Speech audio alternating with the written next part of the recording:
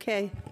I'd like to call the August 4th Board of Selectmen's meeting to order at 6:30. Mr. Pinio, do we have need for non-public?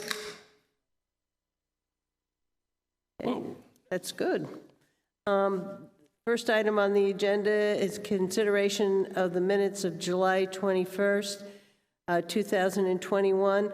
I know most of you got those minutes today by email. I'd like a motion to table them. So move. Do I have a second? Second. Okay, any further discussion? Hearing none, all those in favor? Aye. Opposed? Okay. First, the next thing on the agenda is a temporary event permit. It's the Wolfeboro Board of Selectmen to consider a temporary event permit for N 68 Hours of Hunger and Benson Music to host musical fundraiser at Kate Park and Community Bandstand on August 19th, 2021, from 11:30 a.m. to 1:30 p.m. and from 4:30 p.m. to 6:30 p.m. I'll open up the public hearing. Do I have anybody in the audience who'd like to speak to this event? And if you are here, come to the microphone. Okay. Is there anybody in the audience who'd like to speak to this event? Hearing none, I'll close the public hearing. Board members, what would you like to do?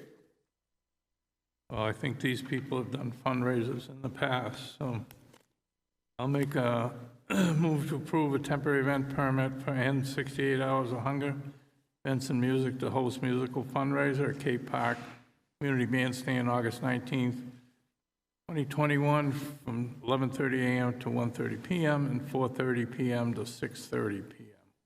Do I have a second? Second. Okay. Any further discussion? Hearing none. All those in favor? Aye. Aye. Opposed? All righty. I'd like to open up the next public hearing. It's the Wolfeboro Board of Selectmen to consider a temporary event permit for the Kingswood Regional High School athletics to host a NHIAA high school cross-country race on September 18th, 2021, from 2 p.m. to 6 p.m. at 390 Pine Hill Road, that is Abenaki. Is there anybody in the audience who'd like to speak to that event? Do I have anybody in the public who'd like to speak to that event? Hearing none, I'll close the public hearing. Board members, I see one comment that I think we may have some issue with. The site has erosion issues, and the question is it safe for the race?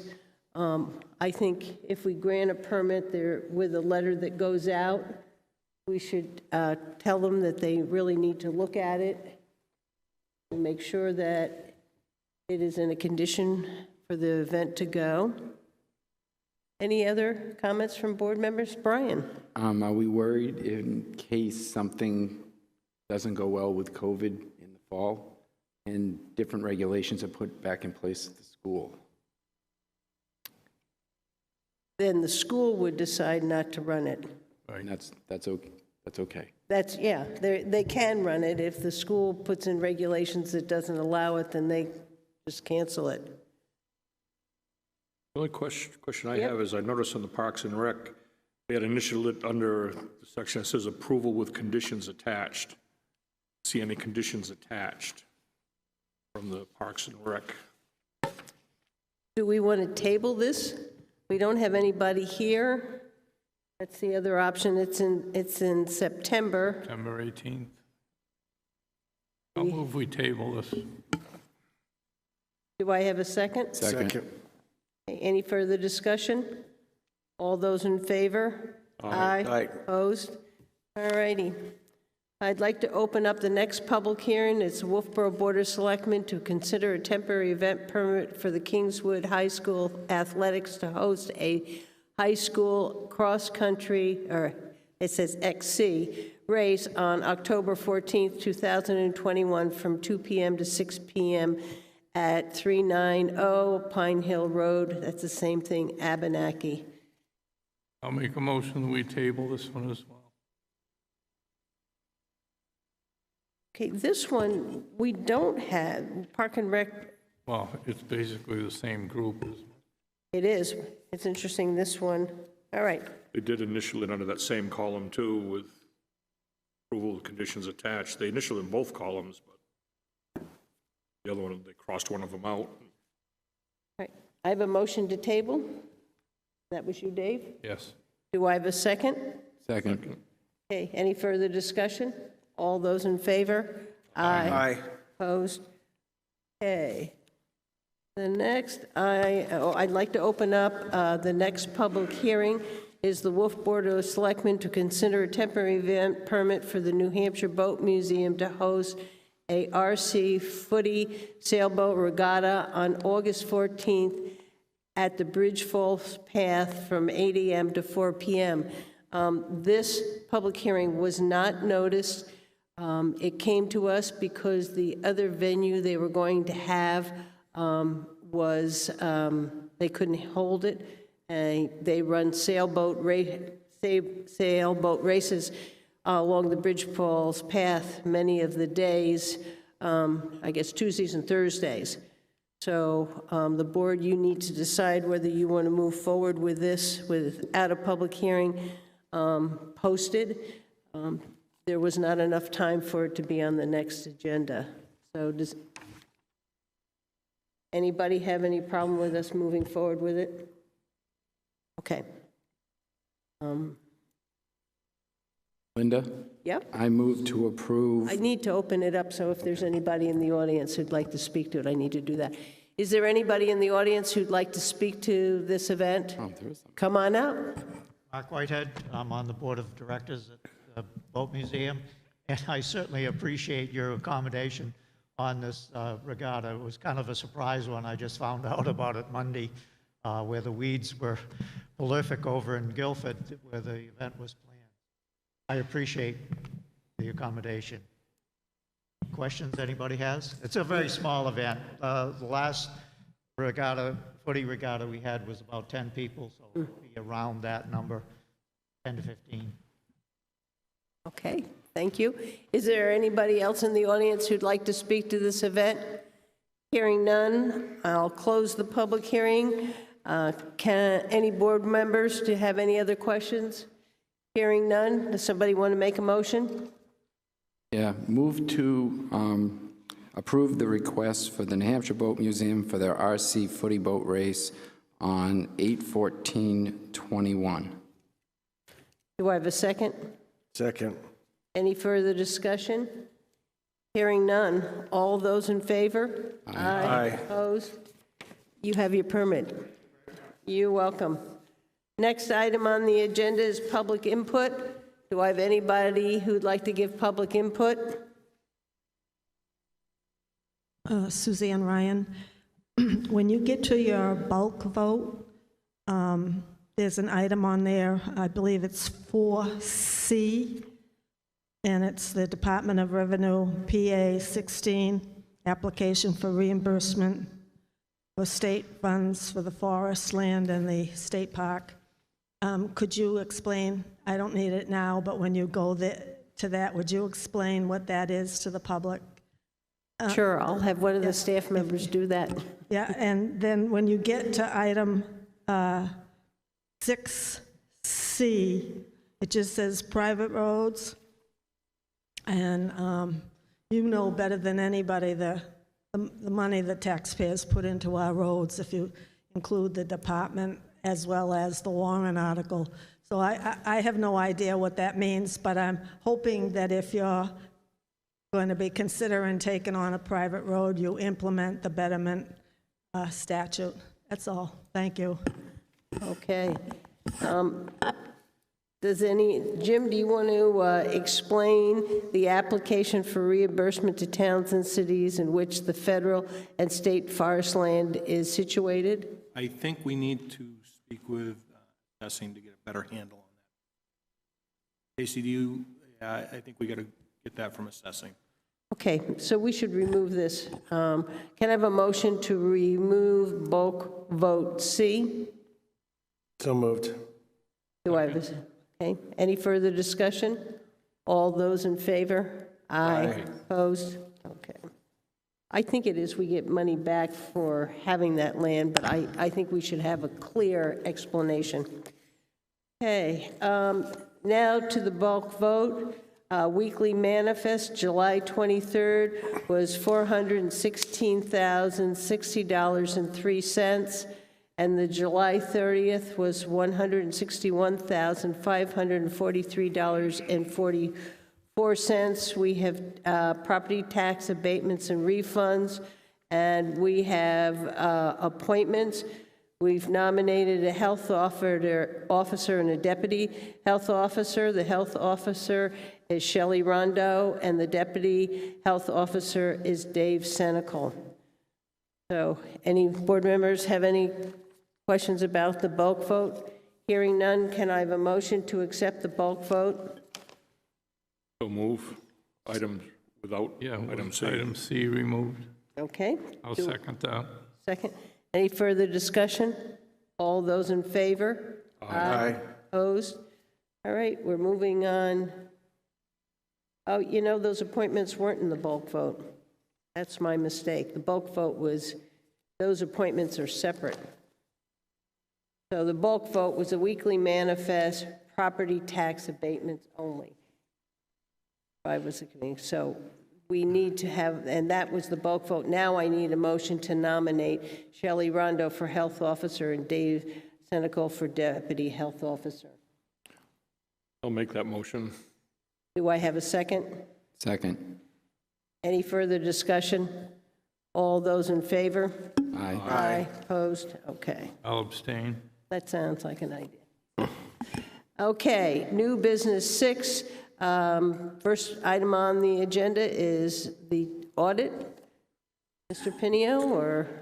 Yeah, we have an audit report in timely fashion this year. I'd like to thank the staff for working with Robertson Green to get the documents in place. With that said, Tim Green's here to give his presentation on the audit report. Tim? Thank you. As you said, my name is Tim Green. I'm a partner with Robertson Green. I've been the partner in charge of the town of Wolfeboro's audit for the year in December 31st, 2020. I've been the partner in charge ever since you got a contract with you. So I appreciate the opportunity to come here and kind of explain this financial statements and audit opinion with you. I'll go through the highlights like I kind of normally do for those of you who have seen me before, and those of you who haven't, hit the highlights, and then take any questions you have and help explain or answer anything you have. So with that, as I always state, the first 2 pages of this giant report is what you're hiring our firm to come and give you, this 2-page report that provides our opinion on your financial statements. You have multiple opinion units within your financial statements, so you could have multiple opinions. However, as has been the case for as long as I can recall, you have a clean opinion on all of your opinion units. For 2020, because it could change every year, you had governmental activities, you had business type activities, you had multiple major funds, and you had the aggregate remaining balance. So those were your opinions, of which, again, you had a clean opinion across the board. One new paragraph in this letter that you may have noticed was an emphasis of matter, was what was titled. Basically, that was to highlight that the town adopted a new accounting principle that it was required to adopt for 2020. That's GASB 84. Detail was in the notes as it referenced, but basically that was changing the reporting for fiduciary activities. So basically, the town has 2 types of fiduciary activities. You have private purpose trusts held by your trustees of trust funds. They're private purpose because they are not for the benefit of a town as a whole. They are typically endowments, so you have a principal you can't touch, and then it's for a specific purpose. Most generally scholarships, so those only benefit a few residents, being students, of course. And then you have custodial funds. Now that's the big change, is they used to be referred to as agency funds. The money that's in those funds hasn't changed. It's just the classification. And now, as custodial funds, you would have seen that you had a new exhibit, or you had an addition to your, one of your exhibits that shows your ins and outs now for those agency, formerly called agency funds, now custodial funds. So now you can see, and basically that's what GASB was, as far as how it affected the town, that's what GASB was trying to accomplish, was a little bit even more transparency of what's going on. Because in the past, and it really was more with schools, if you think about it, but like a student activity fund might have been an agency fund in the past. You weren't seeing the ins and outs of those accounts in your financial statements. You were just seeing, here's what's cash, all of it belongs to student groups, basically. So now with GASB 84, now you're seeing, okay, that student activity, for example, or for you, it was most likely your school capital reserve funds. Now you're seeing, okay, these capital reserve funds had a contribution during the year of X dollars and also withdrew X dollars. Now, the town has no control, hence their custodial funds, and the trustees for the town, by law, are holding them. But they are now reported in your financials because they are under the purvey of the town, essentially, as far as custodial nature, if you will. From there, nothing else in this opinion letter to point out. Again, it's all basically required verbiage every year. The report following that is your management discussion analysis. Now, we don't audit this report. We just provide a statement that says we've looked through it. We've made sure the figures and information within it correspond to the financial statements that we have audited. So without saying we're giving an opinion on it, we are certainly treating it as the same as your financial statements. Within this report actually is some good information because this is where you can find the only really comparison between 2 years, and it is required to be put in the MD&A when you do prepare one. So it is a good way for your comparison, whereas the financial statements are just looking at one picture, 1 year.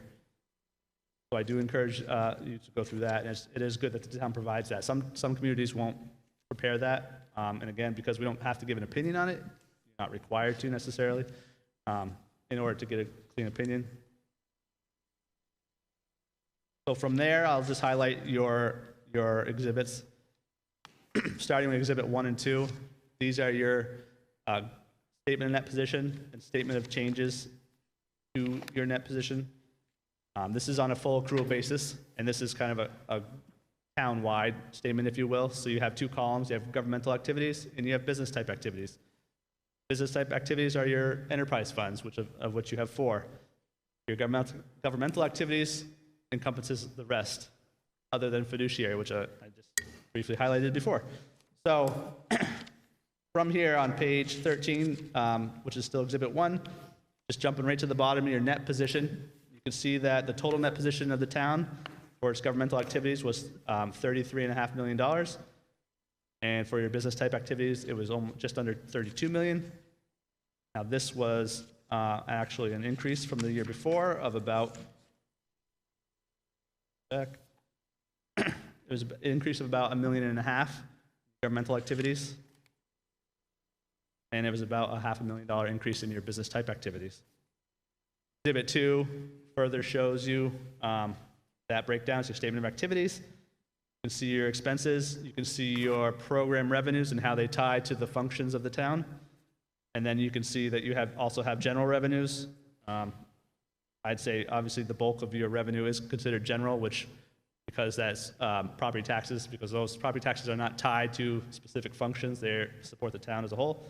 Those are considered general revenues, and obviously that's a bulk of your revenue source. And then you can see under your business type activities, obviously the bulk of the revenue for those would be charges for services. And you can see how within each function, the relationship there. The bottom line here, the change in net position, as I said, governmental activities was an increase of about 1.6 million, and your business type activities was about 500,000. And I just did my own little comparison too. Basically, the increase in the governmental activities primarily related to your pension and OPEB balances, with the states reporting when their actuarial study, their new actuarial study, some of the rates they use were changed, had a big effect on your deferred outflows, which is an asset, if you will, another asset class. So that actually increased a lot, and that was basically the offset of your total increase. Exhibits 3 through 3, 4, 5, and 6 our two purposes. There are governmental fund exhibits. Exhibit 3 and 5 is your governmental funds. This is your modified accrual, so this is looking at current resources. This is essentially your operating budget, your general fund, and the other major fund you had was your capital projects. And I'll go through it, but exhibits 4 and 6 are a reconciliation between those two bases talking about. But in any case, on exhibit 3, again, pointing out your fund balances, your total fund balance in the general fund, you ended the year at $7,800,000, which as a total was an increase of $1,480,000. Shows on exhibit 5. That was basically you can also see, your unassigned fund balance was just under $4 million this year. That was about a $500,000 increase from the year before. When we get to your budgetary statements, you can kind of see why you had that increase. Your capital project, you actually had a unrestricted fund balance of $560,000. This represents bond proceeds or state aid that hasn't been used yet. Basically, mostly bond proceeds. You usually get your state aid in as a reimbursement basis, so you would have spent that in advance. So as I said, Exhibit 4 is a kind of a crosswalk between the two statements. So between Exhibit 1 and Exhibit 3, you can see the differences. This exhibit shows you that you have a net capital asset balance of $45 million. You have a difference in how you report revenues of about $1 million. This is considered the 60-day rule, so a current resource. So if you have a receivable and you're not collecting on that within 60 days, on a full accrual basis, on a modified accrual basis, it's not available. It's not a current resource. You can't pay a bill with money that doesn't come in for a year. So, however, on the full accrual basis, once you have that tax commitment, because taxes are the bulk of your receivables, once you have that tax commitment, it's collectible. It's going to be, other than your allowance, you do set up an allowance for truly balances that you will have to write off in the future, or you expect to. But beyond that, you can collect through the deed process. It may take you 3 years or more, but there is a way to essentially collect those receivables. Other differences between the two bases, again, your long-term liabilities, the town in its governmental activities has about $25 million of liabilities there. The bulk of that, as you can see, is your net pension liability, just over $10 million, and your OPEB, the other post-employment benefits liability, just over $4 million. Pension all comes from obviously from the retirement system. They hire actuaries, they provide reports. The town takes those reports and accumulates the data essentially into their financial statements as well. Their portion, again, is calculating the proportionate share of the total liability, and they're doing that based on your contributions as well. OPEB is two parts. It's the local part that the town does hire an actuary to determine the liability locally, and that's for the implicit rate, which I have gone over in the past. This is essentially the pooled rate that your employees pay. Essentially, GASB was trying to capture the benefit that your employees accrue while working for the town by being in a pooled insurance program, because they do have the benefit of buying COBRA through the town when they retire at that same rate. Not that the town provides a benefit when they retire, just that they have the option to get the benefit of being in this pooled insurance program. Every town is impacted by the implicit rate, some more than others, depending on how many employees you have. Anyways, the town hires an actuary to determine that portion, and then the state retirement system does provide its reports on the medical subsidy that it provided, although it has cut that subsidy off for new entrants, but past entrants, you're still reporting that liability. Exhibit 5, statement of revenues, expenditures, and changes in fund balance. This is on the modified accrual basis. So for the general fund, you can see total revenues was $17.5 million. Total expenditures was $15 million. Obviously, an excess revenues over expenditures of almost $2.5 million. And then you had some transfers out of about $868,000, leaving you with your net increase to fund balance of $1.5 million. You can see your capital project activity, and then you have your other governmental funds column. This is an aggregate column of non-major funds. Your non-major funds are reported individually in the back of your financial statements, supplemental schedules. Exhibit 6, again, a crosswalk. This is the crosswalk between your revenues and your revenues and expenditures on the modified accrual to full accrual. Same concept as before. This shows you, okay, you capitalized about $3 million of expenditures. You had almost $2 million in depreciation. You issued bonds. Premium on those bonds was about $3.7 million. Excuse me, the proceeds of the bonds about 3.7. Premium another 400,000. Both of those are amortized. It's just a premium is a difference in the interest rate versus what a market interest rate would be on your debt. Sometimes, so you basically maybe have a higher interest rate with the bond bank or whoever you borrow through. They return it essentially in that premium, which again you amortize over the life of the loan. You could see the again. So there, and then you repaid bonds as well, $600,000. This exhibit highlights the changes in your OPEB and pension balances. That's how you get from basically the net change in fund balances of the governmental activities to your net change in your net position on your governmental activities. Excuse me. Exhibit 7. This is the general fund on the budgetary basis.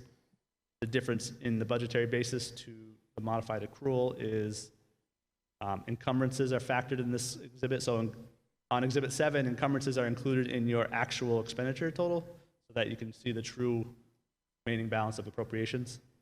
As well, the property tax deferral is not factored into your budgetary.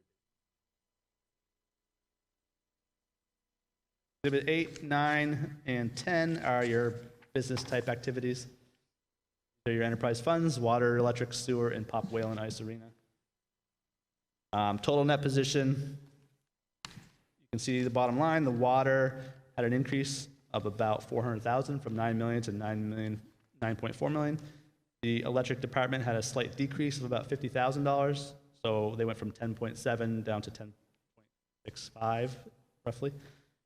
Sewer department had an increase of 230,000. So they went from 11 million to 11.25. And Pop Whalen had a decrease of about $30,000. So they went from 680,000 down to 650,000. Exhibit 9, which is the statement of revenues, expenditures, and changes in fund balance. You can basically see where those changes come from. Water and electric both had operating income, whereas the sewer and the Pop Whalen Ice Arena had operating losses. Non-operating revenue expenses, you can see you have interest expense for debt payments for each enterprise fund. Sewer department has that budgeted transfer in every year, about 700,000, and then some minor intergovernmental revenues as well. That's where you got to your total net change for those funds. Exhibit 10 is a cash flow statement. Kind of speaks for itself. And nothing really to highlight here other than the electric department. You can see this is where their bond proceeds show up on your cash flow statement. Because on the previous exhibits, as a full accrual statement, you just see an increase in the total liability, the debt payment, debt liability, excuse me. Exhibits 11 and 12 are your fiduciary statements, as I discussed at the start. Like I said, you have private purpose trusts, almost $500,000 in cash and investments, and then you have almost $2 million in custodial funds. As I said, basically this is school capital reserves held by the town trustees. So again, as I said, Exhibit 12, now you see additions and deletions for all of those funds versus in past years you would have only seen the private purpose trusts. That was me rushing through your primary exhibits. The notes to the financial statements, I'm not going to highlight anything necessarily until we need to, but this is very informative as far as basically the purpose is to explain the town's policies and procedures regarding its financial statements, and to go into detail over material balances and activities. So hopefully it answers some questions, and obviously it maybe lead to some more questions as well. Jumping to the back, just real briefly. Exhibit 17 and 18, again, you're combining schedule of non-major funds, town reports. What page is those on? Page page 58.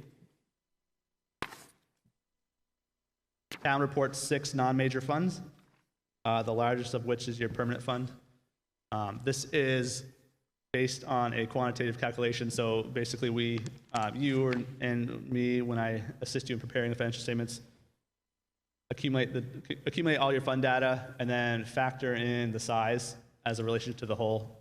And then if it's over 10%, it becomes a major fund. If it's less than 10%, for each asset, liability, revenue, expenditure category, it becomes a non-major fund. I don't recall any changes in reporting in the last few years between major and non-major, so it has been pretty consistent for the town.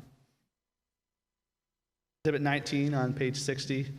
Exhibit 19 and 20, this is a detailed statement for revenues and expenditures for the general fund. So this is where you can break down your estimated versus actual revenues and your encumbrances carried over from the previous year, as well as your current appropriations, your current expenditures, and then encumbrances to 2021.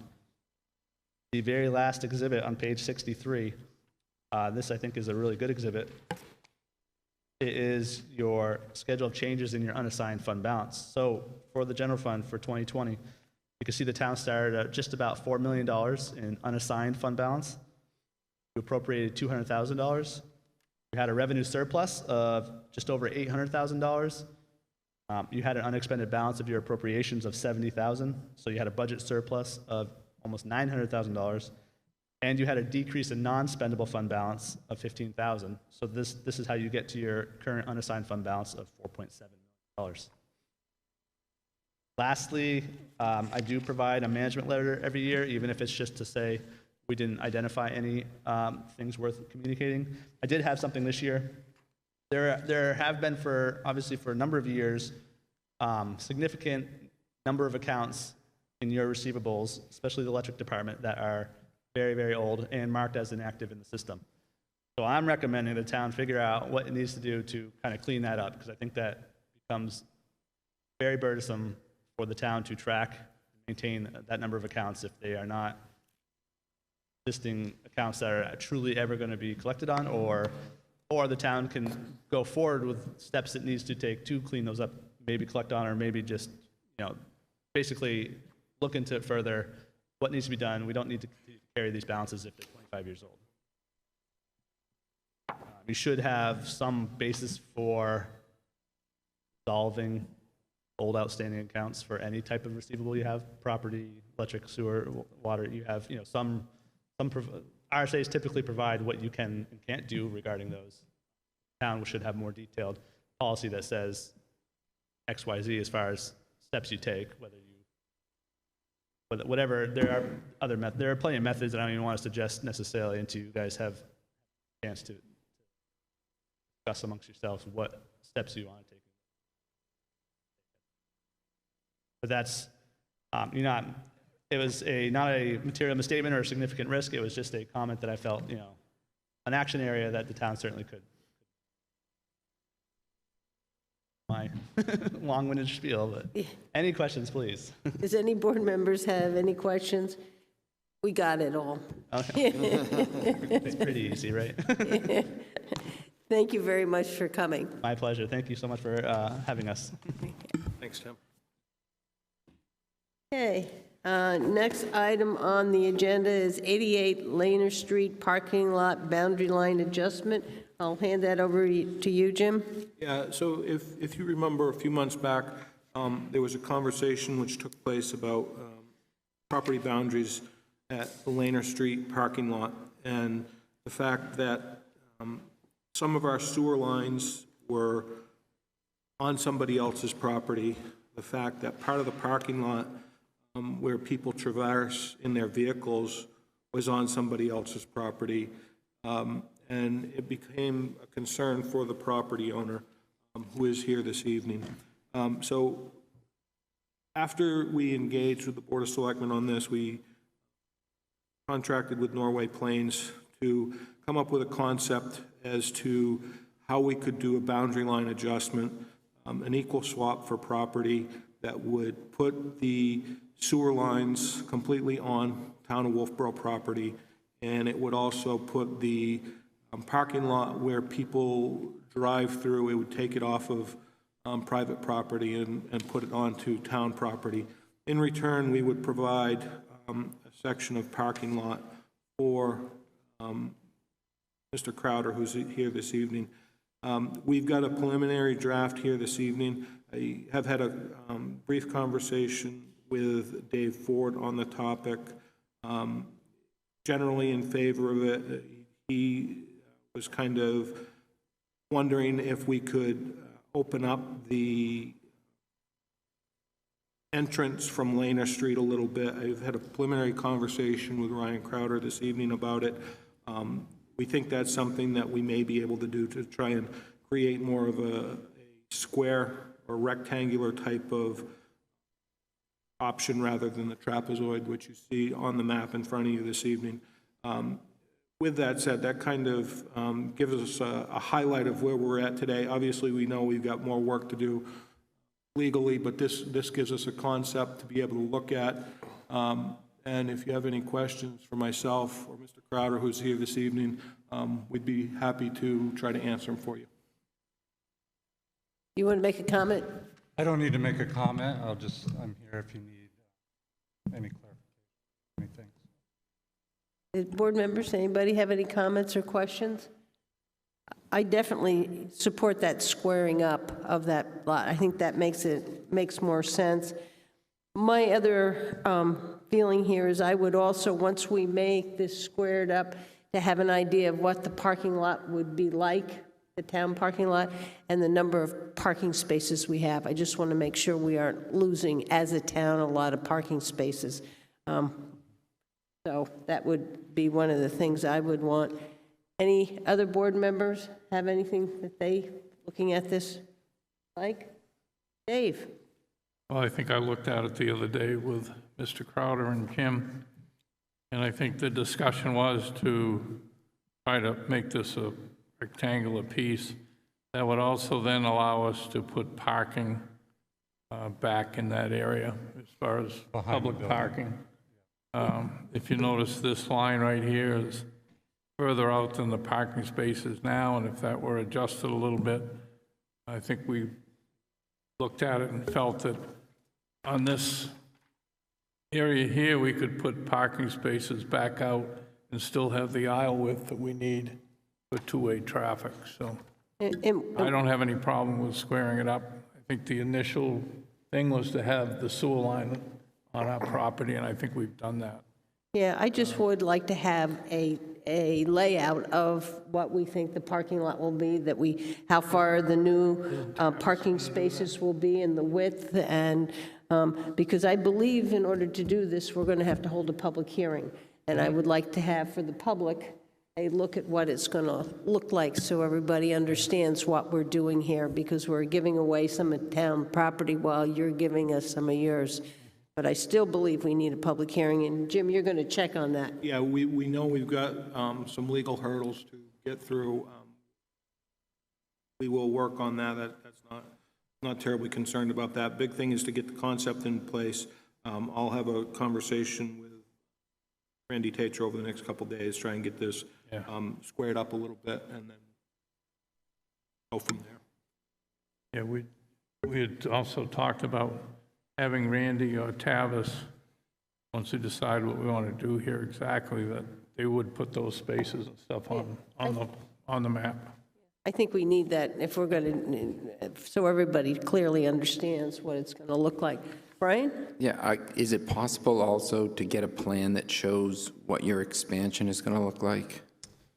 Right now, there's no plans for expansion. My main concern was getting that water and sewer line off of my property and that pass through, which sort of a liability for me having cars going back.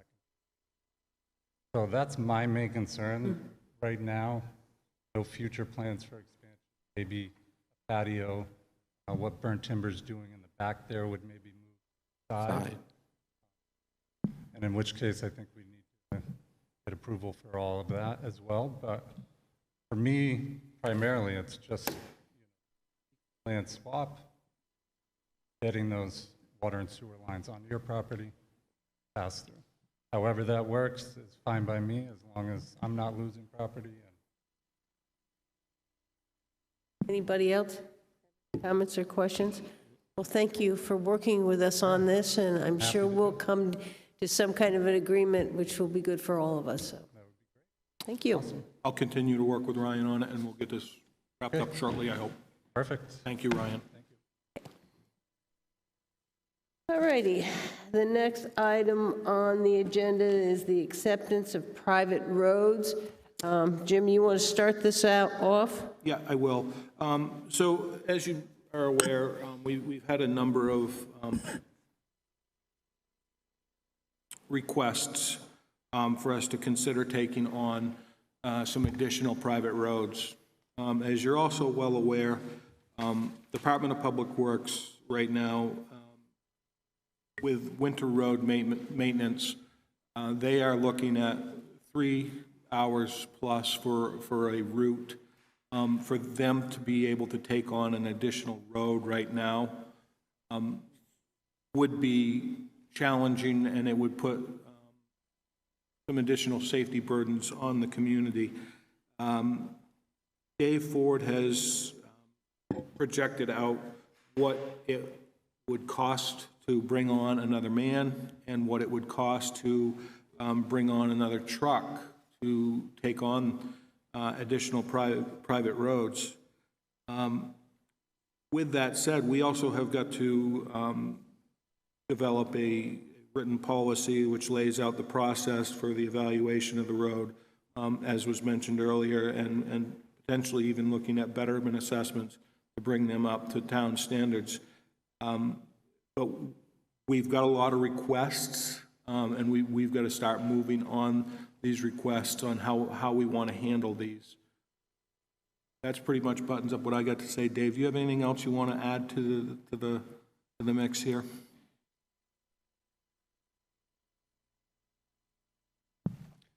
I think the key being we did add 2 subdivision roads. That kind of put us to the max. People should be aware that the 9 full-time highway people are working on the emergency, but we also have 2 public works, garage mechanics that work on the road removal. So we have 11 people. They're all maxed out. Water crew does back them up if someone's on vacation or sick or something. So we are right out, and to do any more would reduce services. So I think we've made a list. There's at least 5 town road subdivisions, and some of them are easier, some of them are harder. You have a loop road, that's easier. If you got a dead ends with cul-de-sacs, well, you're gonna spend a lot more time. And there's also not only just winter maintenance, there is year-round maintenance. You have to mow, you have to clean the culverts. Every 30, 40, 50 years, you have to change the culverts out. So it would only be do this as we've done the others with the betterment assessments. So the towns would be brought up to a standard, so we wouldn't have to any major road maintenance. It would take care, so it would make it easier. So the assumption would be you need at least 1 person in 1 truck that could cover about 5 of these roads, as an example. And it is significant cost, obviously, for a person and a truck. It would be, the truck would be a one-time expense, and then say it lasts 10 years, then you would have to then put that much more money into the capital reserve fund to pay for the replacement of that truck. So it's a compounding effect. It's not just 1 person, it's 1 person plus benefits. Then you have the truck in your operation maintenance costs, and then it's capital costs. So it's all there in the memo, and I'll be more than happy to answer any questions. I guess my concern here is that until we get another truck and a person, we need to come up with a policy on how we're going to rank the roads and what is our policy in terms of saying either yes or no. I know as a Board of Selectmen to lay it out or accept it, but it can always go to the town warrant as a petition warrant article, as I understand. And the tricky part of this, obviously, is we're getting into budget season as we speak. So we have these people who are interested, and I think, based on the recommendation Dave and I are sitting here, we can't take any more roads right now, period. If we want to consider taking additional roads in the future, this is something that we have to consider, which would put us, in a year from now, we would be ready to potentially take on roads through an assessment process. This goes way deeper than just the plowing. I understand the plowing, I understand all the costs, I understand the cost of the truck, the man, and everything. There's a lot more that goes into private roads. Someone in a private subdivision gets town electricity. They pay for all their own maintenance of their lines. They also, in some cases, have town water. They pay for the maintenance of their water lines. Yet they're paying the same fees for their water and their electric, but not getting any repairs for it. Then they have to maintain their own roads, they plow their own roads. In some associations, there's community septics, and for 35 years, they were never known that there were community septics there. Houses were being assessed and taxed at the same rate as neighborhoods in the same district, like the Berrywood district, that had their own private septics. Community septic homes were being taxed the same way. So there's a lot of private associations that have paid a lot of money over the years, more than people on their public roads in their taxes, and have gotten no services and no benefits for those. So we have to look at this in more than one way. The betterment fee, yes, but maybe some associations for 35 years have paid way more than their share of a betterment fee. There are some associations that would also be able to help contribute from their monies that they have saved and assist the town with taking over a road. And associations that are in better financial standing or have a better financial position should be ones that are looked at maybe a little bit more favorably, because they're not potentially going to have as much of a drain on the town going forward. There are other associations that are in complete disrepair and financially in rough shape, and those ones, yes, are the ones that the town is going to have to look at more closely. But there's a lot more nuances to this than just plowing, and it's going to cost an extra man and an extra truck. I guess what you're asking us, Jim, is do we want to add this amount of money to the 2022 operating budget in the looking ahead that these roads may come our way? In one form or another, I think these roads are going to come in front of us. Technically, they've been petitioned already. We've had 2 petitions we've put on hold, and the other ones they're waiting to see. So they've been more than, so we've put everyone on hold with the idea that, hey, we got to make a decision, but we've had a lot of things going on with the pandemic, and so over the last year and a half, not much has happened. And I just think we owe it to them to say, right now, we just can't do anything, or we are going to do something. Or I keep telling them, I don't know what we're going to do. So hopefully the answer is we got to, one way or another, which we support a person and a man, then allow us a path to have private roads be taken over. The issue is, we have 66 miles of town roads. We have just as many private roads. And they're in, some of them are great shapes, some of them in terrible shape. Some of them, like you say, have utilities, some have no utilities. So there's a big area of those, and it's really a big question because it's going to cost a lot of money. When we start growing that budget, that's why I wanted to make sure people understand, one man is quite a bit. And as Brian said, there's other things. Each one has some nuances, so it does get complicated. Well, I guess what I'm hearing tonight is, does the board want to go forward and put this money in the budget or not? And what will happen, either the budget committee is going to leave it in or it's going to be taken out, and that will force some of the decisions of keeping these roads from us being able to take them over. I personally think that we should probably try to put it in the budget, and knowing that those roads are there. Brad? Yeah, I agree with you, Linda. I think we should be prepared for these, because they are going to come forward sooner or later. Just as Dave said, we've got 2 sitting on the wings right now. Some of these could easily come in by petition warrant article 2. I agree with that. We have no control over. I think we'd be wise to be prepared for this. Going to happen sooner or later. Dave's absolutely right. You got a 3-hour round trip during a storm for a truck to do its route there. You know, if you're getting a decent storm of 2 inches an hour, by the time it gets back to the beginning, you got 6 inches of snow already. You cannot stretch that out any more than that. That's about max right there. So you're absolutely right that you can't add another road with a department at the size that it is. When I thought his phone's going to be ringing off. But those aren't fun calls to get, so. Anybody else want to make a comment? Dave? Yeah, I'll just kind of agree with you as well, that this money should be put in the budget and see what happens.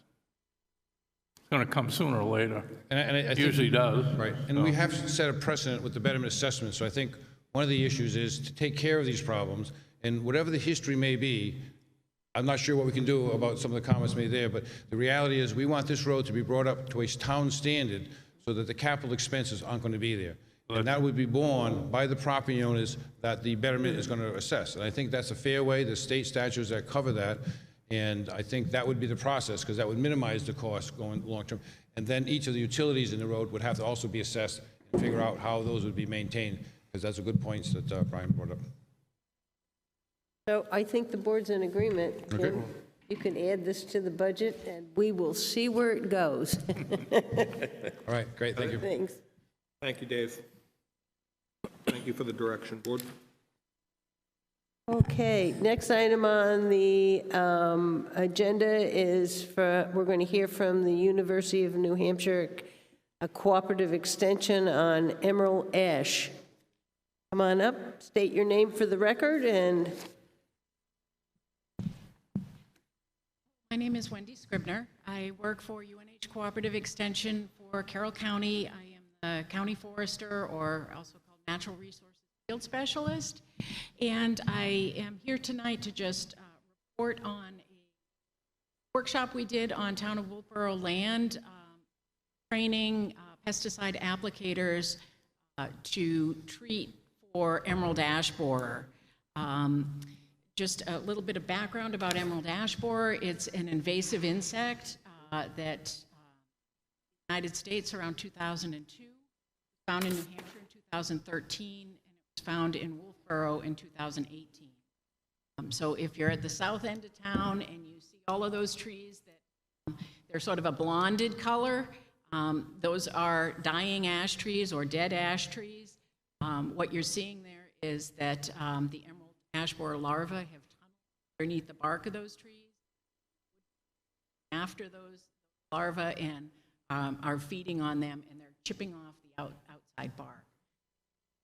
So with Cooperative Extension, we provide a lot of outreach to as well as natural resource professionals, and had some inquiries about offering some pesticide applicator training on treating. So connected with Kirk Titus, and we did a workshop at the Clark Street Historical Society property. We actually found that the 4 trees that are part of the Historical Society property, somebody had already treated those chemically for emerald ash borer, but we were able to demonstrate how you go about treating for emerald ash borer, the chemical to use, the different options for application. And we did treat 1 ash tree in the park that had not been treated before. And also created a video from the shop that will be side applicator training. Just wanted to give you a report on that. have those applications save the trees? Is it something you do yearly? The recommended treatment that Kyle Lombard is our forest health specialist for New Hampshire, and he used the chemical pectin benzoate. It was actually injected into the trees, and that should last for at least 3 years, and then the decision will need to be want to, continue to treat those trees. Board members, anybody else have any other questions? Well, thank you for coming and doing that, coming to talk to us, and also having the seminar for our applicant for the people who are landscapers, is what I was hunting for, who do that. So thank you. Sure. Or thank you for inviting me tonight. Next item on the agenda is Taylor Community update. Thank you. I'm Michael Flaherty, the President and CEO of Taylor Community. I have folks with me here tonight, Jennifer Hoffman and Gretchen Gandini. They're the Director of Marketing, Director of Community Affairs. I will be brief. I may not be as exciting as an audit review for you tonight, but I thought it might be a good idea. There's probably a lot of information floating around in the community about who's Taylor Community and what we're up to. So I thought I could come here tonight and tell you folks exactly what we're trying to do and hopefully maybe answer some of your questions if you have it. So you may be familiar with Taylor Community. We have had a small community over behind Back Bay of 24 cottages for the last 20 plus years. Recently in February, we acquired the Sugar Hill Retirement Community a couple miles out of town. And the purpose of purchasing that was to develop a continuing care retirement community or a life plan community similar to what we have on our Laconia campus. And a continuing care retirement community is exactly what it says. Move in, essentially 80 to 90% of our residents move in and live independently for a number of years. And then if they need additional care, there's assisted living, memory care, and nursing on the campus. We are overseen by the Department of Health for our licensed buildings, assisted living and nursing. And it's essentially an insurance product, is what it is. So we're also overseen by the Department of Insurance so that if somebody outlives their financial resources, they can continue to live in whatever level of care they happen to need at that time. And we have obviously going to be growing, but over the last 5 years, we've averaged somewhere between $1.6 and $1.8 million in charitable care to those folks. So we've been around since 1907, and our current incarnation as a full-service CCRC since the 90s. So what's our plans for Wolfeboro? So we essentially are going to have a base of operations out of Wolfeboro on 2 campuses. So we're not going to have 2 CCRCs. We're going to have one based a couple of miles apart. So there'll be amenities that the residents will share with each other. So in that regard, we are trying to develop the full service of services that we offer. And one of those is nursing, memory care, and assisted living. Now, we have a small assisted living that we acquired up at Sugar Hill. We will be building a somewhat larger one as part of this healthcare building that we will hopefully get built. We are working with Planning Board and the Zoning Board to get approvals, going through that process right now. As the current plan stands right now, it has 30 assisted living apartments. 2 of them are 2 bedrooms. We have a 14-bed memory care unit and a 14-bed nursing unit. All of this has to be approved by the appropriate boards, and we're working through that process right now. The other building that we actually just got approved by the Planning Board last night was a clubhouse that we hope to begin building the end of the summer, early fall, and get an occupancy permit at some point next spring. And that's essentially going to be a private clubhouse that, similar to what we have in Laconia. Now, there are opportunities for the community to potentially use that clubhouse we believe in being a good community neighbor. So we like to, I think it's just good all around for the residents of Wolfeboro and for our organization and for the residents that live in our community to interact with one another.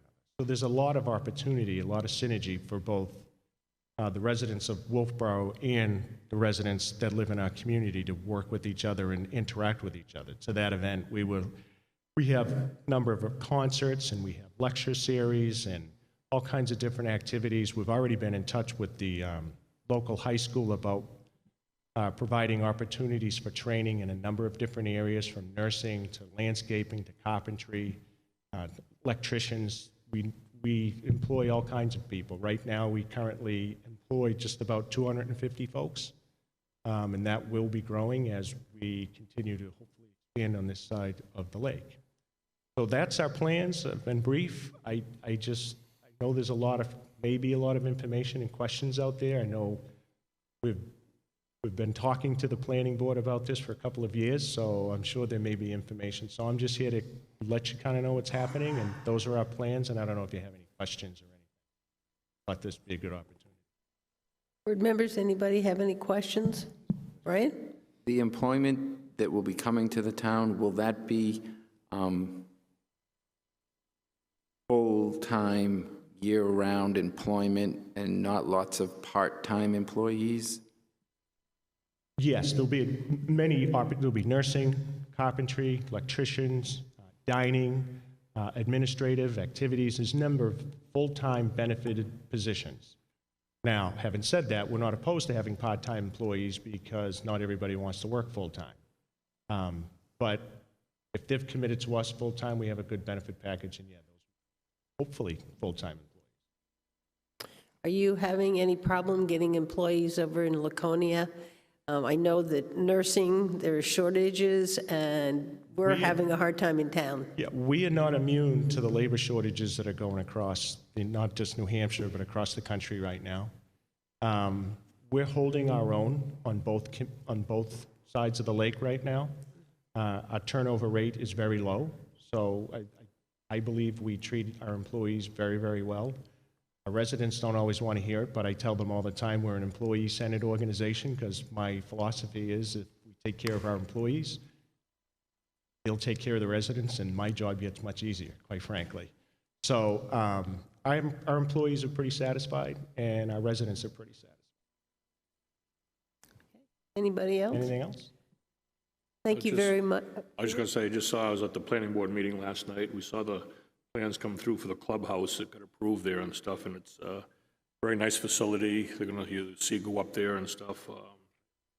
Yeah, we're very excited about both our buildings. And just one final note, we want to make sure that the buildings that we build are in keeping with the town of Wolfeboro and what architecture and whatnot.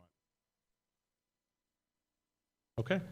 Well, thank you very much. Thank you very much. Glad to hear it. I'm sure there are people who are listening at home are glad to hear more about it. Okay, fantastic. All right, thank you. Thank you.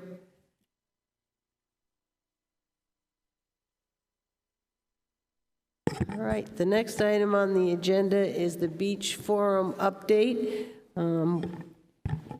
We need to decide how we're going to move forward and what the board would like to do, and the question becomes, do we want to form a committee as was stated in the Warren article, or do we as a board want to take all the information that we got from the forum and try to draft it ourselves? And those are our two options because we need to move forward on this.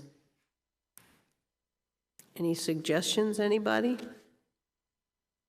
I just thought, it's clearly, clear people's sentiments that came to that meeting, but I do feel that, that we need to form a committee personally.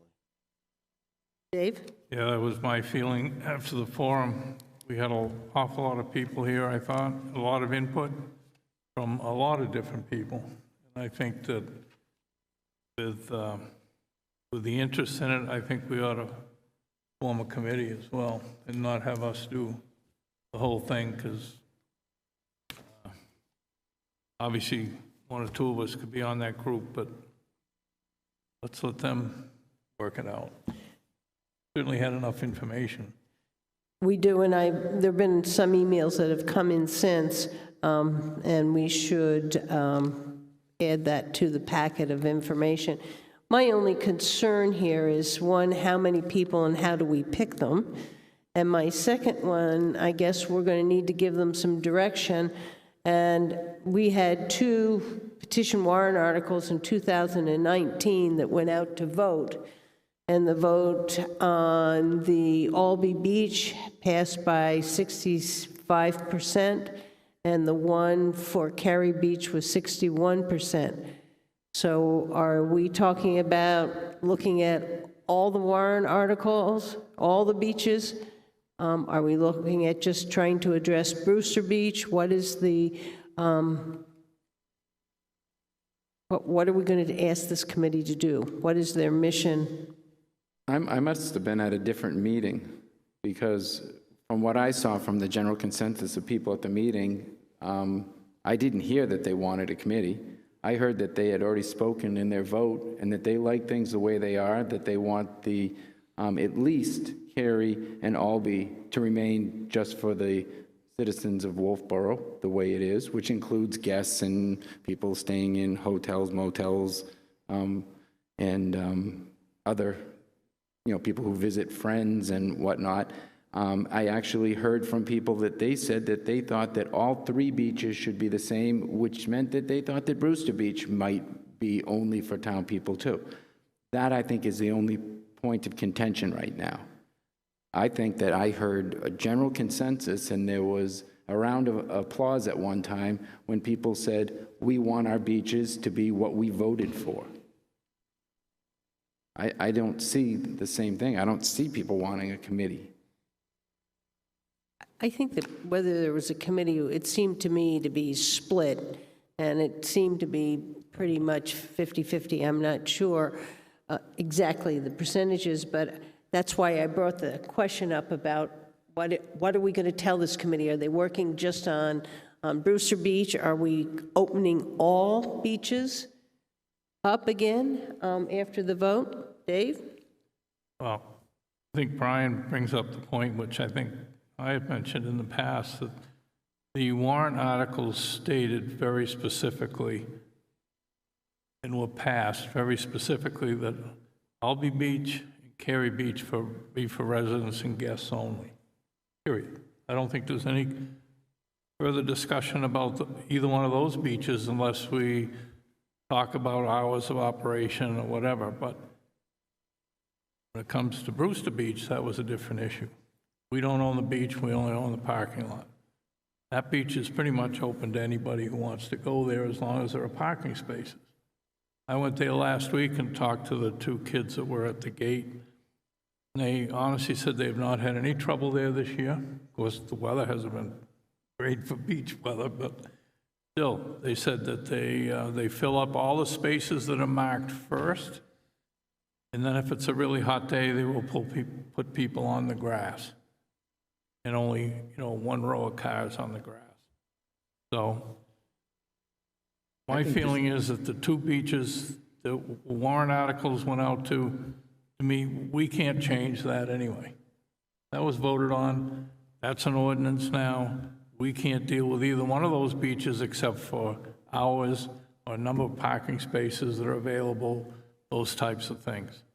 So a committee is going to deal mostly, well, would only be dealing with Brewster Beach unless they were to set up certain hours or stuff for the other beaches, because the other beaches, in my opinion, are for residents and guests only, period. I don't think we can't change that. That was voted on, that's an ordinance. I don't think we can change it. Brad?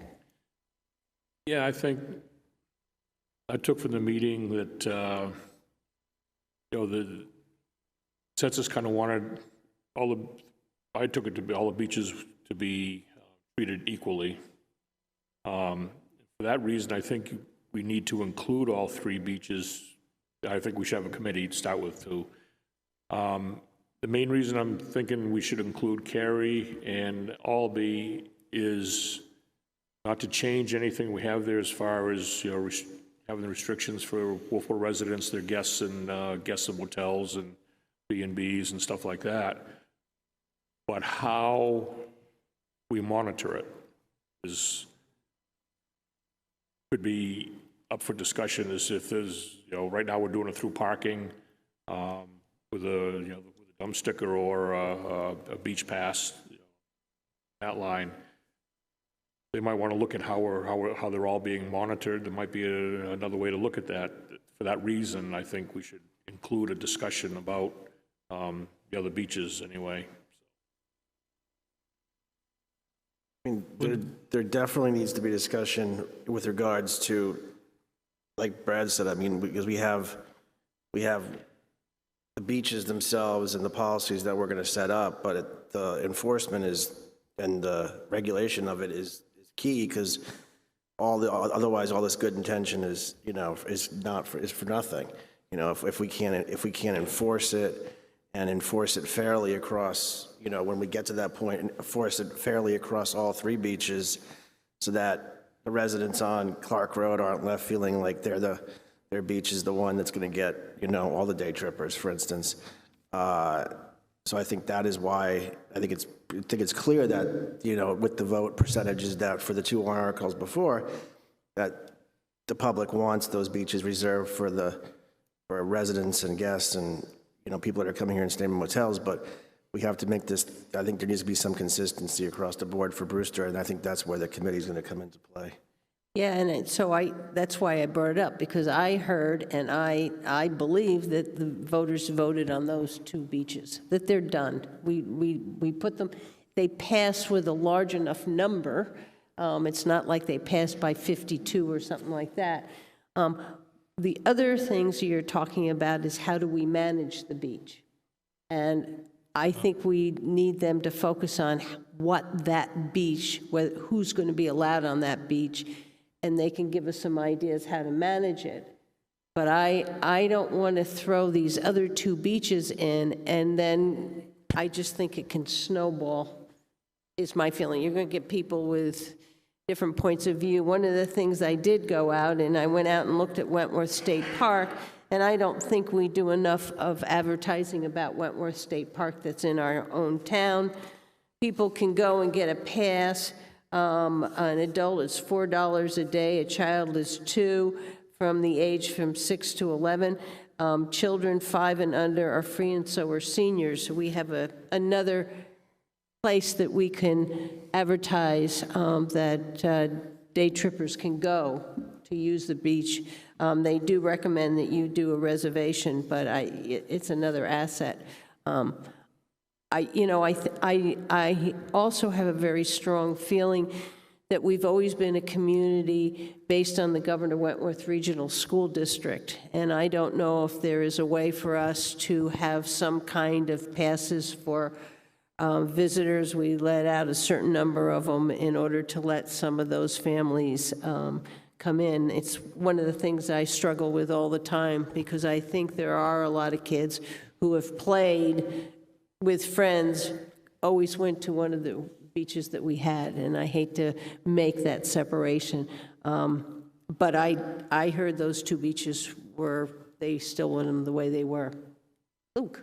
And just one more thing I was thinking about after the last meeting, and this is, obviously up for discussion. Obviously, the committee would talk about this, but, I don't want to make it, for me, I care about the impression of, someone coming to Wolfeboro as a day tripper and being able to use not only the businesses and all the resources that we have, but to be able to get into the water. And, maybe the committee can look at, set amount of passes per day, that if someone is coming here with a family of 2 or a family of 4, they could come to Town Hall and get a pass for the day to go to Brewster Beach. That way we can regulate how many people are going to be there so it doesn't get overwhelmed. And it also is more accountability. If you're going to go get a pass, hopefully more than likely you're not going to go there and then cause a ruckus. And, so that's just an idea that I was thinking about. And I know that, for me, I just want to come off as friendly as we possibly can, because we are, a town where people come to enjoy the entire community, and one of that's getting in the water. Brian, did you? Like Dave, I've been to the beaches, and I've asked the people working there, and I've looked at the beaches many, many days, and I haven't seen any problems. I think things are working fine. I don't think we need any more policemen or enforcement. I suggested it last meeting. I think it still might be a feasible idea, having beach stewards that are volunteers that help with monitoring our beaches and make sure that the beaches are especially safe in the times when they're not monitored by the town. I also think that Brewster is our partner in Brewster Beach, and we'll form a committee to decide what's happening at Brewster Beach. How much are we going to consult Brewster? I know that they sent us a letter. I did have a conversation with the headmaster. That's why we put the camera. There were 5 or 6 things that they asked us to do. One was the camera, one was to have trash cans, and that 3 was to have a police routine going through there. We have met all those. They're all in place for this year. I'm sure they are all. So we have a relationship with them and are doing what they say. I think between Brewster and us, I think we can figure it out without a committee. I think the other beaches are set. I think that we have the Wentworth State Park for anybody who wants to go. I think that this should be a Brewster and town issue, and that the voters spoke. We know what they want. We find out what Brewster wants going forward, and we work with the town and Brewster together, and I think that's all we need to do. I also think that just like other towns, Brookfield and Tuftonboro and whoever pays tuition to our Park and Rec department for our camps and our other facilities, that the town should pay a tuition fee to Wolfeboro if they want to have their citizens have beach passes and use our beaches. That being said, I agree with Luke in one thing that he said, that we may, I don't think now, but I think we may have to look going forward on how many out-of-town beach passes we give out. Because there may be a point, I mean, what do you give out, 1,000, 2,000, 10,000? How many beach passes do you give out?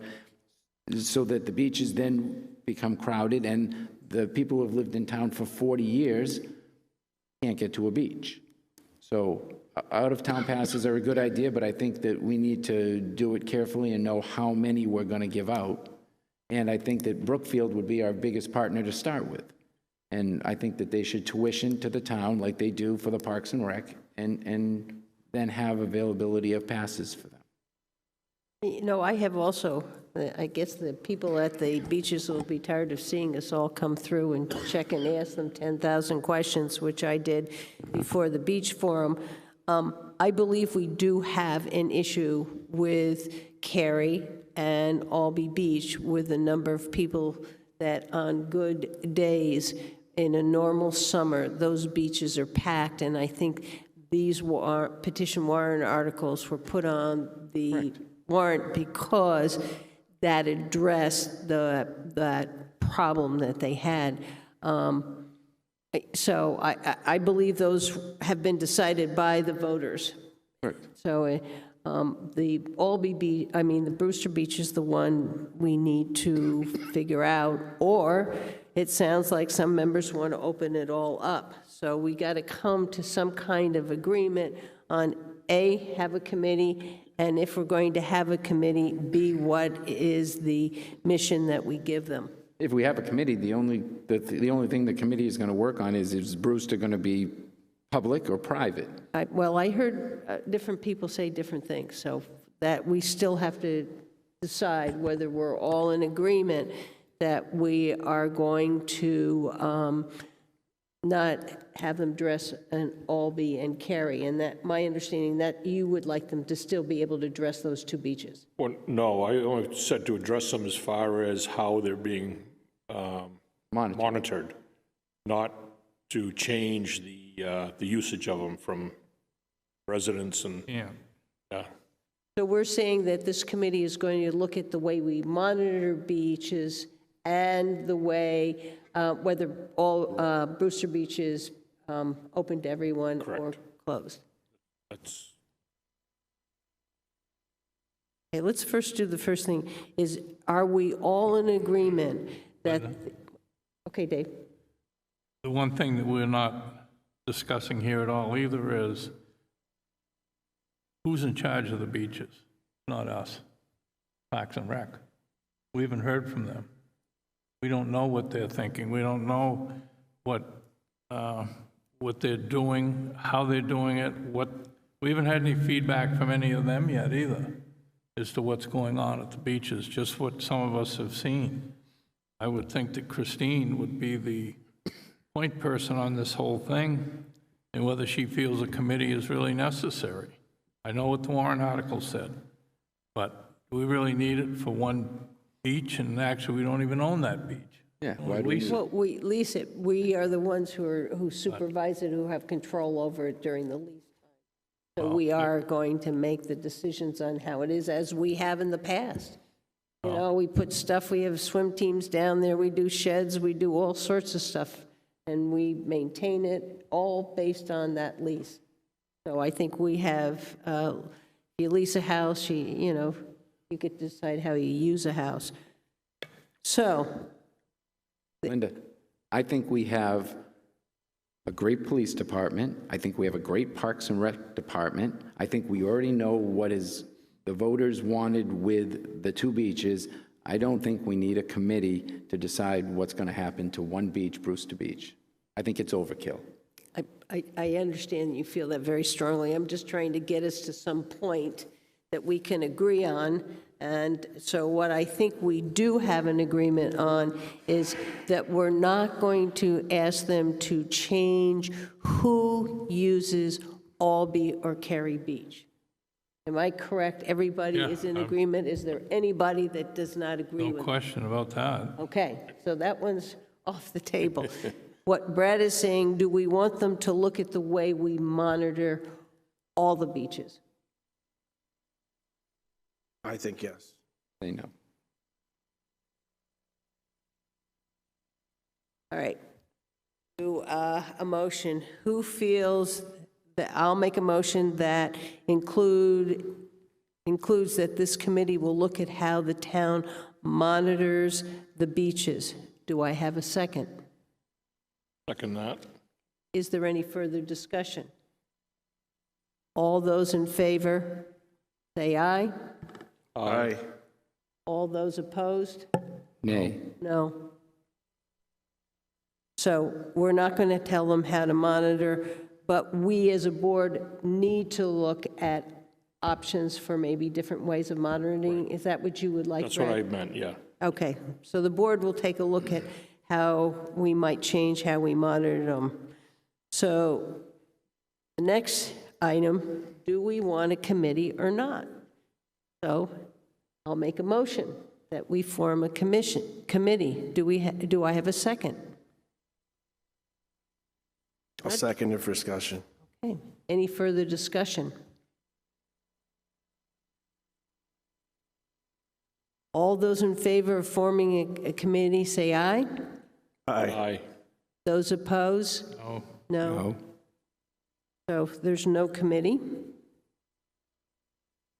And so the rest is up to us. Us in Parks and Rec.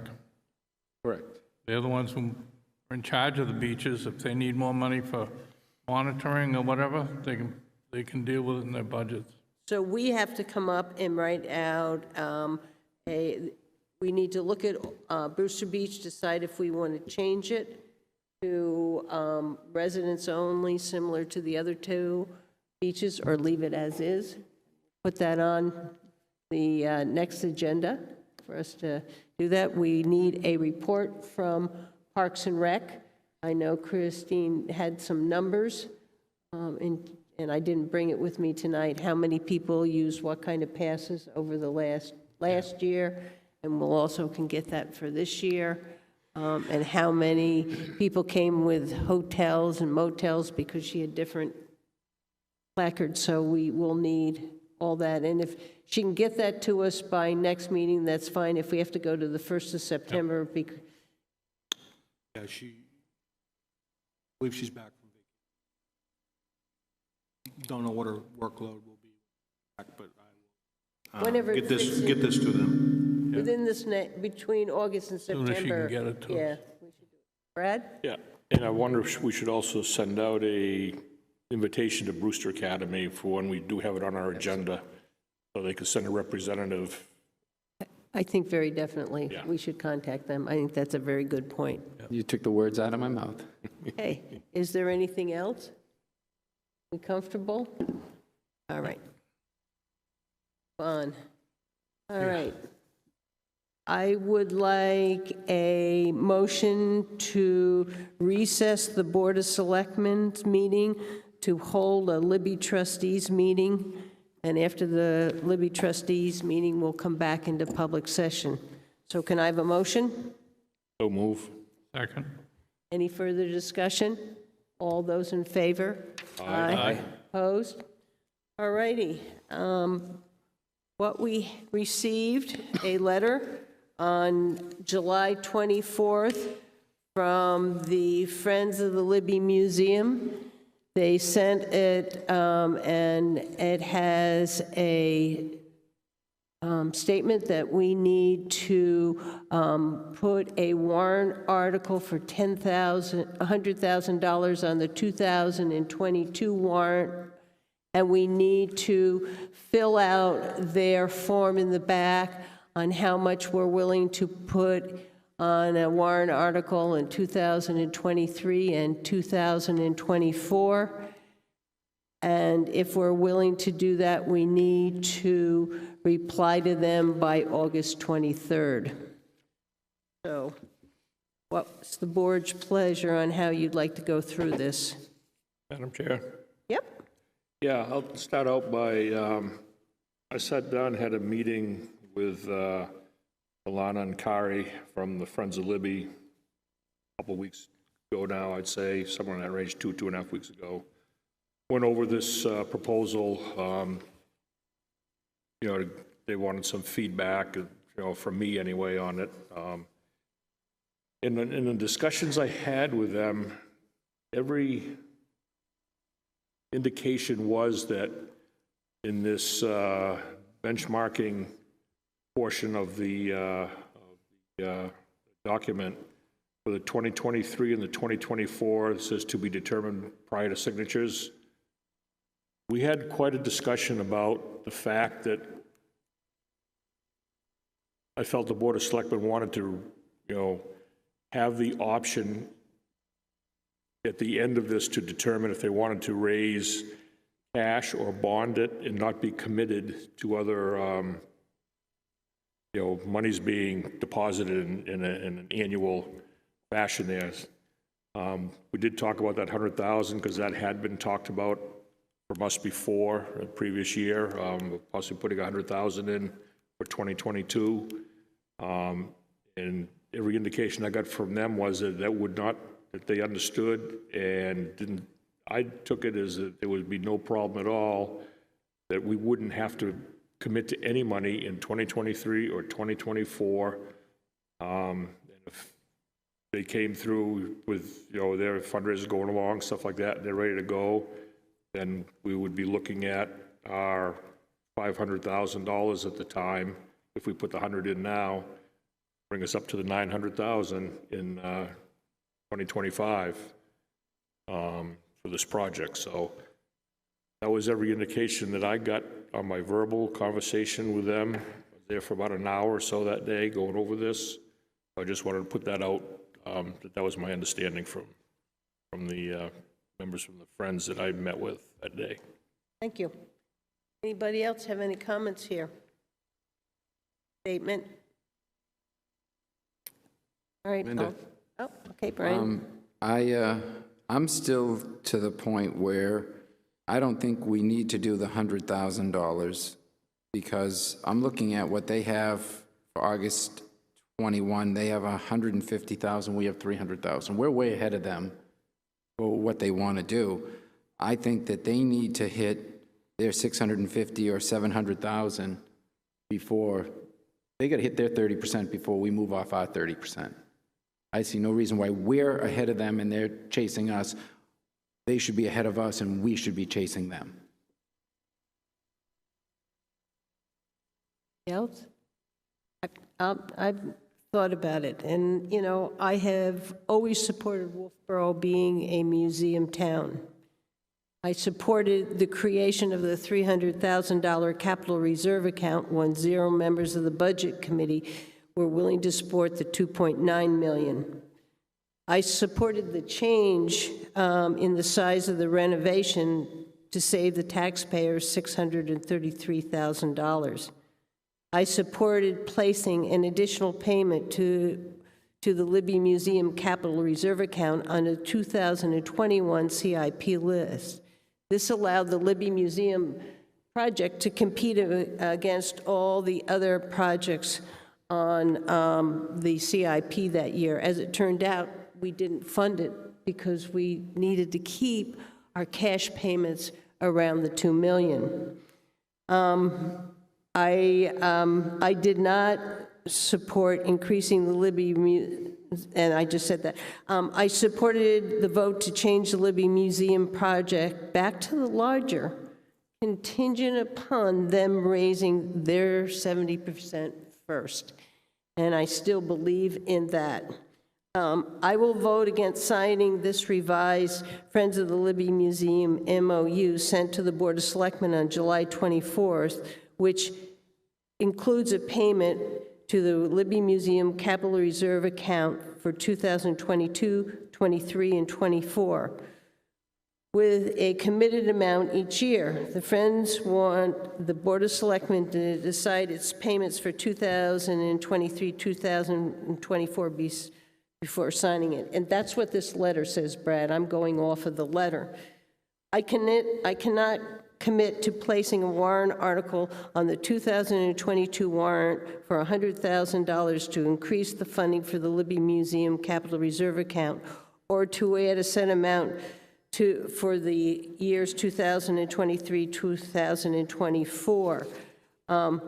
I would support placing on the 2022 CIP list $100,000 for an additional payment in order to have the Libby Museum compete against the other projects that we have before us in 2022.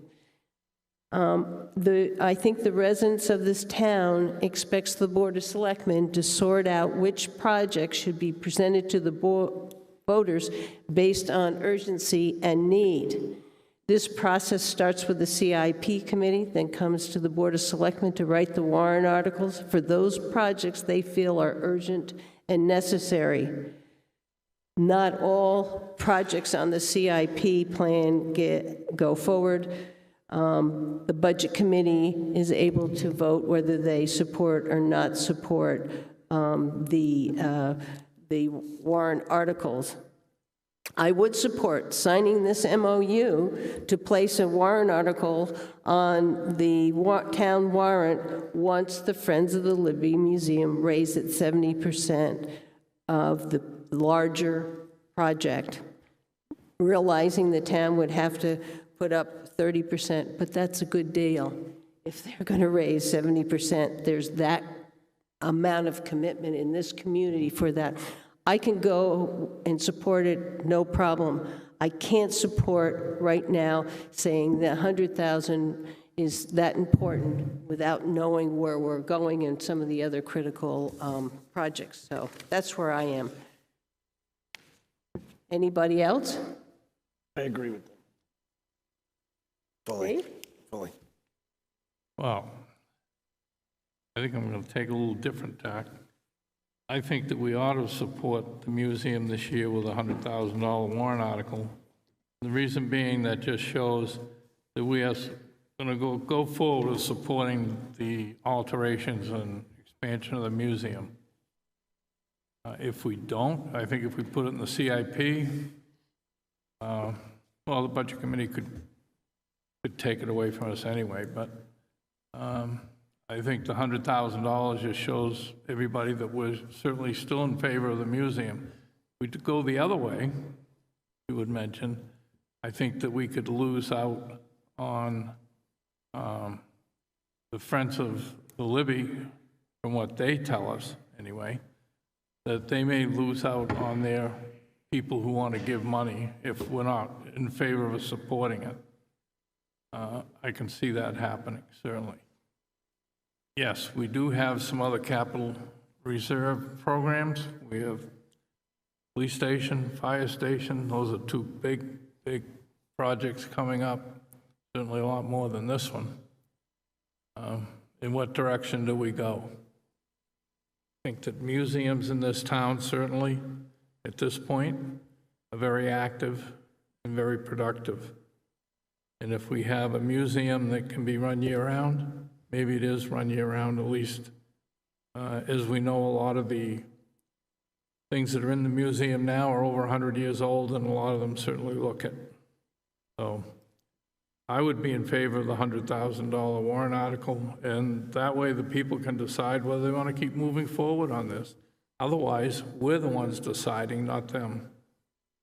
And I don't care for that on this particular project.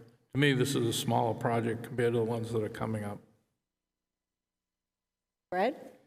Yeah, kind of going along, Dave's thought here too, because I'd also support, putting $100,000 for the warrant article this year. And if we sign this and filled in the 2023 and 2024 numbers with zeros, to give them the opportunity to catch up to us, as Brian is saying, to get up to their 70%, because they obviously started behind the 8 ball. I mean, we had the 300,000 before they started this campaign here. They had a previous campaign going on with the Bieber Foundation there that is kind of, changed course now, for lack of a better term. So we already started out at day one well ahead of their 70%. I mean, they'd have to do a lot of fundraisers just to catch up to that. By putting another 100,000 in, as Dave said, it shows the town's commitment to the Libby Museum. We did vote recently on, going along with the $2.9 million projects as opposed to the 2.3. And if we did zero, 2023, 2024 out, and if, for whatever reason, if the Friends balk at it and won't sign it, that gives us still time to change our mind on the 100,000 if we chose to, I think, before that even goes to committees and stuff. So this has to be decided by the 23rd for them to hold their annual meeting and have their discussions with everybody that they're working with. So kind of a thought I had on that. The only other thing I'm concerned about is when you talk 70 and 30%, we do have the 2.9 million for the restoration in there, but if there's an overrun, the 70-30 could still hold us and hold our feet to the fire, that if all of a sudden it comes in a new estimate at 3.5 million, and then they overrun and comes out 3.6 million, it could be construed that we're still on the hook for 30%. So then our 900,000 turns into 1.2 million. Mm-hmm. So this needs to be cleaned up so that there's a cap on how much we have to pay. It needs to be 30% of a guaranteed number, or it needs to be 30% not to exceed 900,000 or whatever works. Well, they're going to have to raise more than 2 million, okay? The reason it's on percentage is because it would not be built for 2.9 right now. So I think the last estimate I heard was 3.1. So our percentage is going up as their percentages, but they have to raise that higher percentage. Yeah. And if they raise 70% of the project, I'm okay with that. I can't see why taking an agreement that we have signed with no commitment of cash this year that says that we're willing to do this, that we're willing to put it on the warrant article, why that isn't enough for their voters, their donors to give. We're making that commitment to do that by signing it, and I think that shows we are. And that's, So that's where I am. We ask the citizens of town for 100,000, then we say, okay, we need 300,000, then we say we need another 300,000, then we say we're overrun, we need another 300,000. Not good optics, and not fair to the taxpayers. They need to know what it's going to cost from day one, what the final number is going to be when it's all said and done. And that will be on the warrant article if you don't do this piecemeal into the capital reserve account. That's exactly what it'll be. It'll be the project is X amount of money. They've raised 2.5 million. We're asking you to put in 1 point something, and that's it. That's what you're voting on. It's not piecemealing this year, that next year, or the other. Luke? I mean, and ultimately, the where it all comes down to is this 100,000, the number doesn't matter to me in the sense of $100,000. It's more of, it is the principle. I mean, I think we've all of us have clearly sat here and said, you know, we are in support of this. We completely support this project. We raised it back to the 2.9 million. I have a hard time with someone saying we can't get our fundraisers to raise money because the town won't commit to 300 or 400 or now 100. The town's, this board is pretty publicly stated individually that everyone here is pretty committed to the project. We're committed to the museums in this town, and we've done it time and time again.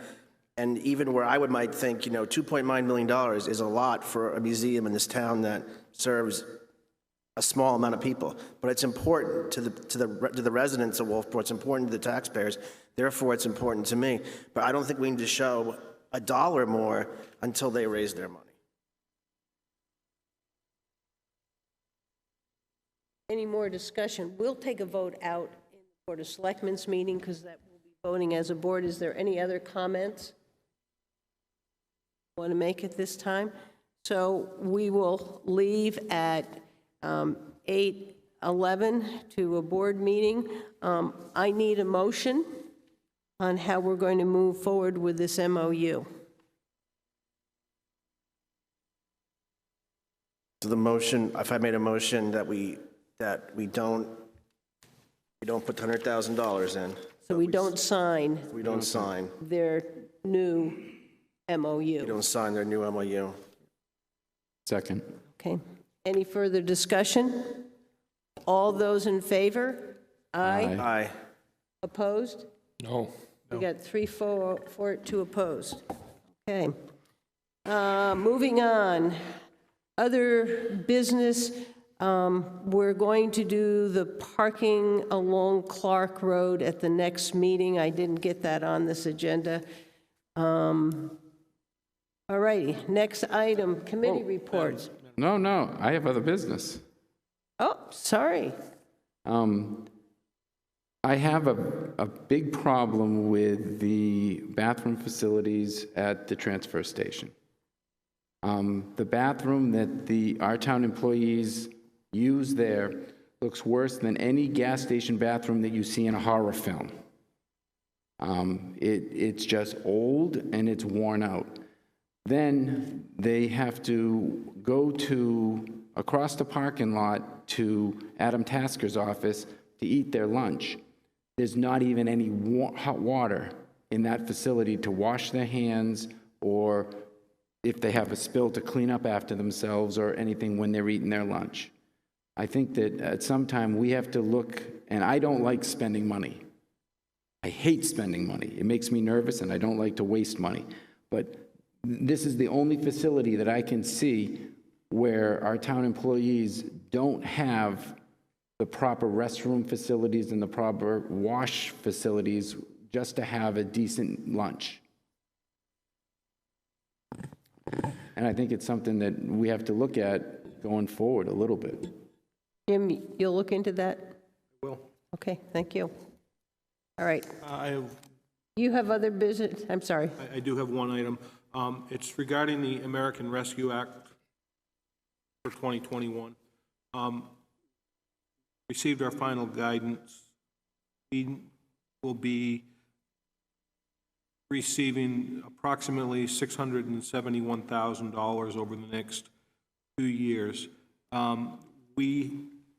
First of all, I need the Board of Selectmen to authorize me to be able to fill out the acceptance form as required for the grant program, and then we have to hold a public hearing on the 18th to be able to accept those funds coming forward over the next 2 years. Again, it'll be, first award will most likely come in September, about in the amount of $335,000, and then the second tranche of the funds will come in 2023. Is that going to be put in a special area? I mean, you know, how does it work? Excellent question. So what Casey's working on right now is she's setting up an account for the funds to come into. At that meeting on the 18th, I will give you a brief presentation on what criteria those funds are able to be utilized. I think there's 6 or 8 different criteria. We've already got some ideas of where it can be purposed going forward, and then it's simply a matter of giving reports performance reports to the state from that point on. But at the end of the day, at this point, all that I really need is authorization from the board to sign the acceptance form for this, and then we would move forward with the public hearing, at which an idea of what we'd be able to use those funds for over the next 2 years. We're not necessarily hooked into anything that we've got to decide right now, but we certainly don't want to lose this money. I'll make a motion that we allow the town manager to sign the forms. Second. Could you just, on that motion, put the American Rescue Act of 2021? Exactly. Thank you so much. Exactly that too. Any further discussion? All those in favor? Aye. Aye. Opposed? All right. Can you build a bathroom with those? Yeah. Any other business? Okay. Committee reports. I'll start down here with Brad and move that way. Yeah, the only meeting I've had in the last couple of weeks is planning board last night. Did have 5 public hearings. One of which I mentioned to you tonight was with the Taylor Home for their clubhouse on Bay Street. Very nice facility they're going to put in. It's got a pool in it. Got a little bistro in there. There's, gathering rooms and stuff in there for the members of their community to come to. So nice to see that. So that was it for me, really. Dave? The ZBA meeting, and also the meeting all of us went to on the beaches. Yeah. Yeah, Yeah. Yeah. I do. Okay, Luke? ZBA and the beaches. Brian? I had a nice CIP meeting and learned a lot about the electric programs going forward all the way to 2030. And it was very insightful. And then we had an energy committee meeting where they started to talk about how the town of Wolfeboro is going to be 50% renewable energies in 6 months. I mean, maybe 10 years. So that's going to be very, very challenging. There was one point where they said, well, we can just buy renewable energy and our electric rate will only go up 1 cent, where I explained that 1 cent is 7.3%. And I said, you do that 3 times, you've raised people's electric rate 24% or 23%. That's not something that we need to do. Yeah, I think at some point they're talking about maybe in another contract, somebody could decide to opt in to pay more for solar. That's what the big utilities do. I don't know how capable we are of doing that.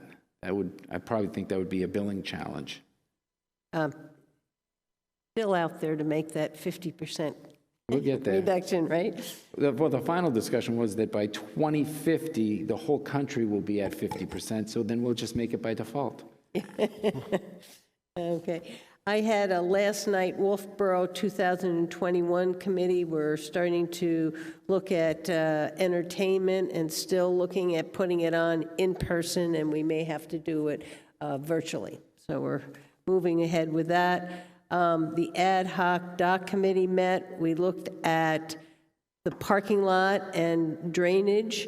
We talked about the seawall down Smith River, and the committee would like the board to put some money into the Dockside Capital Reserve account to start saving for that that upgrade, which we did not believe should happen this year, but should happen either next year or the year after. Then the CIP, we met, got the general rules, and Brian has told you how much we learned about electricity and the projects we have coming forward.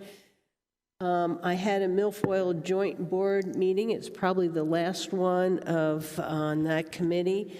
We are in the process of disbanding the joint board. As you remember, there was a warrant article that took the funds that the joint board still had and put $17,000 in a Milfoil capital reserve account.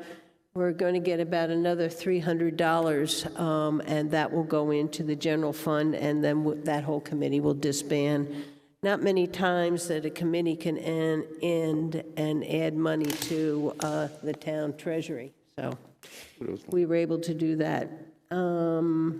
And I went to the beach forum, and I've gone to a number of meetings with the Friends of Pop Whalen. They're moving along with a fundraising campaign. Jim joined us, and he is working with the Friends of Pop Whalen to work out architectural issues and cost of construction and the division between the town and what the Friends are planning to do. And that's all I have. Jim, town manager's report. Yep, Linda hit some of it right there.